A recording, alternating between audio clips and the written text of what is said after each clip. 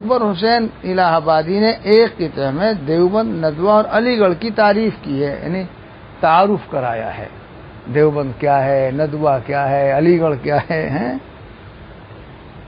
وہی جو میں رات پڑھ رہا تھا، ہے دل روشن مثال دیوبند، وہ خبر مقدم مبتدا مؤخر، دیوبند کی مثال دیوبند دل روشن ہے، اور ندوہ ہے زبان ہوشمند، بولنا اردو میں، عربی میں، اور لکھنا، زبان و قلم دونوں، جی زبان ہوشمند۔ اور ندویوں کی صرف زبان نہیں بولتی، آنکھیں بھی بولتی ہیں، انگلی کے پورے بھی بولتے ہیں، تجھے کیا پتا، 1 سال ندوے میں لگا، ہاں ابھی تو ایسے ہی کرتا ہے، یوں پھر یوں کرے گا یوں۔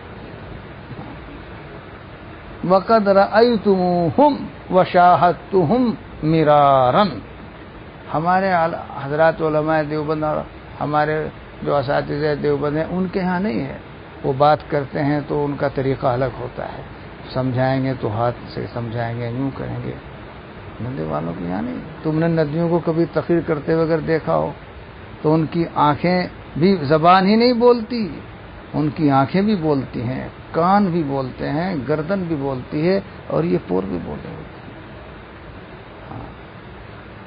تکلف و تصنع، جی یہ تکلف اور تصنع، ہمارے لوگوں میں تکلف ہے، پہلے تو بہت زیادہ تھا، آہستہ آہستہ یہ ہمارے جو اہل دل ماشاءاللہ وہاں پیدا ہوتے رہے تو کافی کمی آئی، ہاں کافی کمی آئی۔ اب علی گڑھ کی بھی تم تشبیہ لو، ایک معزز پیٹ بس اس کو کہو، پہلے تھا ویسے اب کافی، اصل یہی تھا، پیٹ ہے سب پر مقدم ہے عزیز، گرچہ فکر آخرت ہے اصل چیز، یہ بھی ہے۔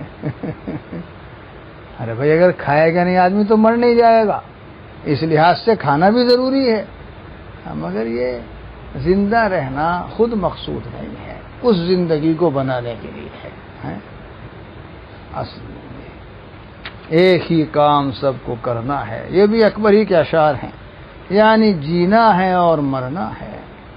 یہ حضرت قاری طیب صاحب قدس الروح پہلے اکبر کے اشعار سناتے تھے، پھر اپنی سناتے تھے، وہ سنا دوں۔ رہ گئی بحث رنج و راحت کی، یہ فقط وقت کا گزرنا ہے۔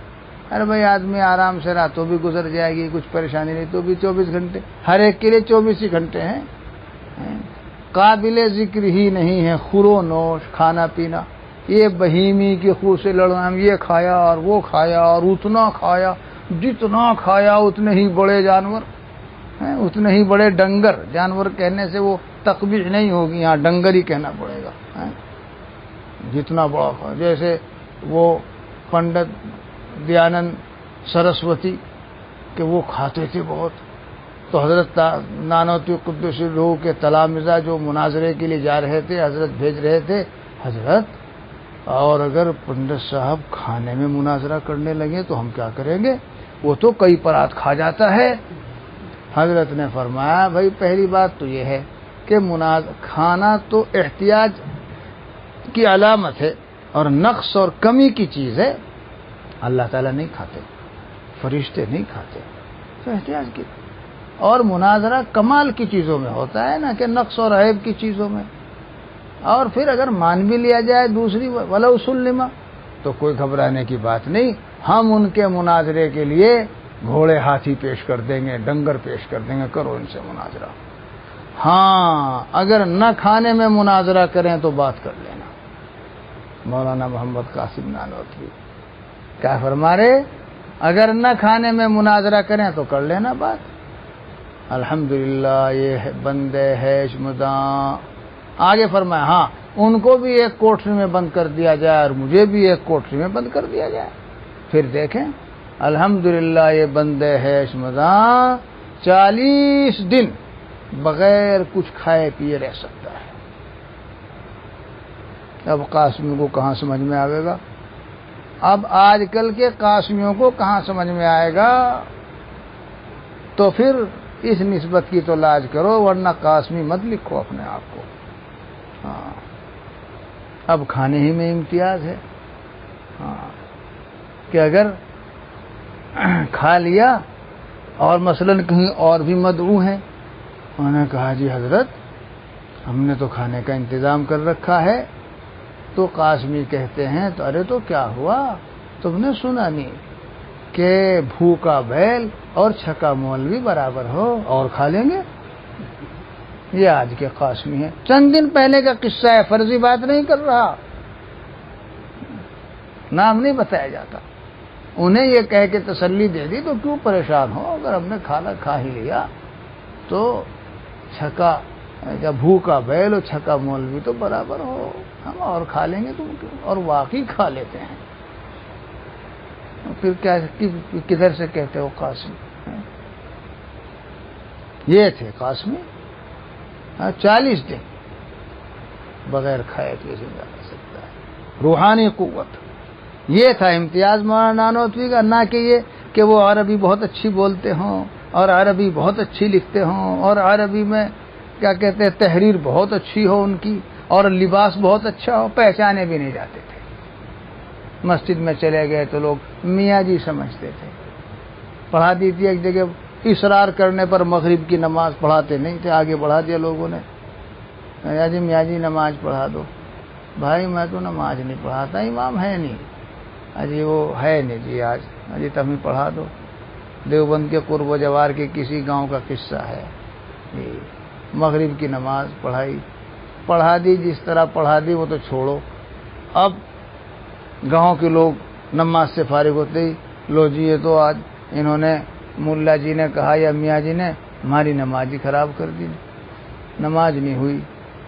وہ کہہ رہے ہیں میاں جی بھائی ہو گئی، نہ جی ہوئی نہیں، اس لیے کہ ان کے یہاں یا تو ہو یا ہوتی نہیں، بیچ کا کوئی درجہ نہیں کہ مکروہ ہوئی ناقص ہوئی، نہیں، بس یا تو ہو یا ہوتی ہی نہیں، بیچ کا کوئی درجہ نہیں ہوتا ان کے یہاں.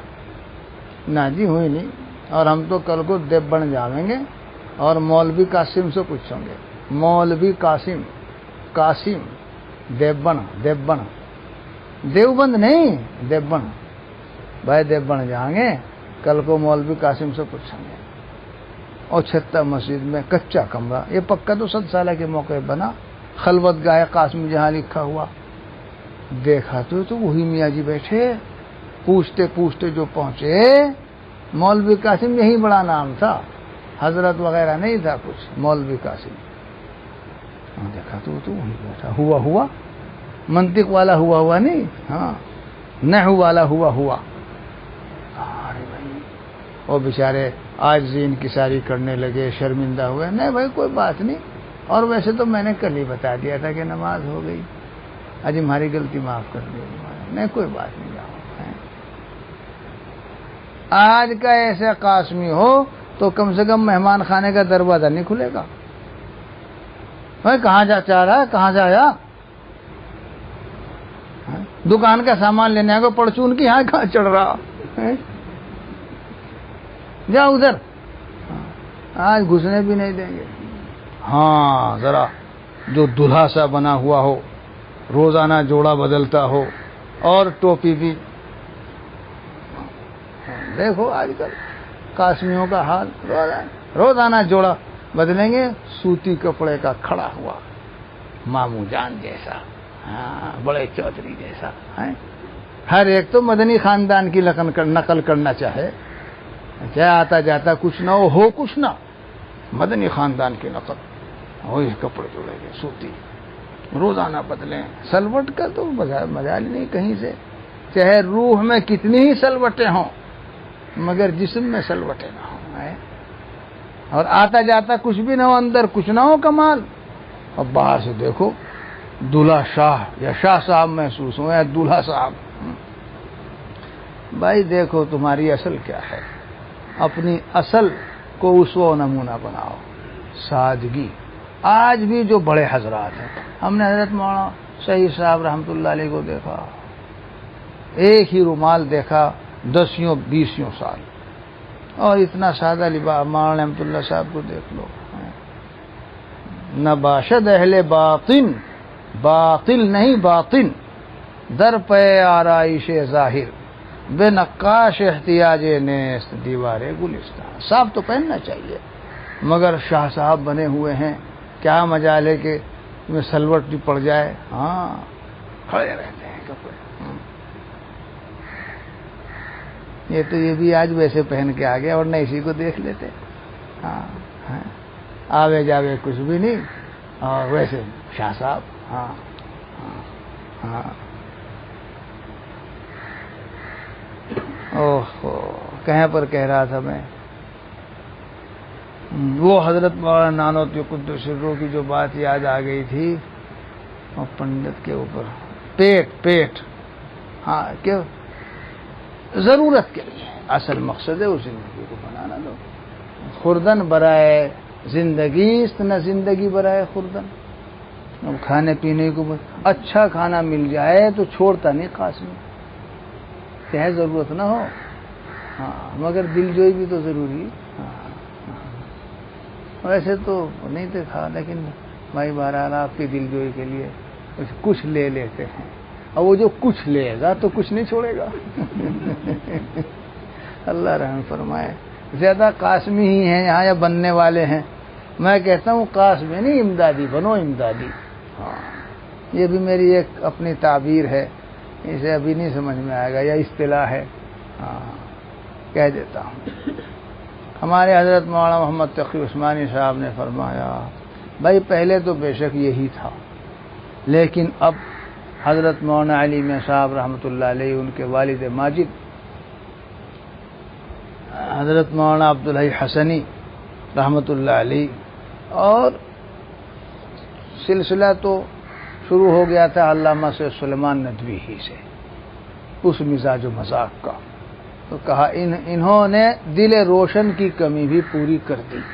ندوے میں بھی وہ ایک شبلی کا ندوہ تھا، اور پھر ایک حضرت مولانا علی میاں اور ان کے والد کا ندوہ ہے.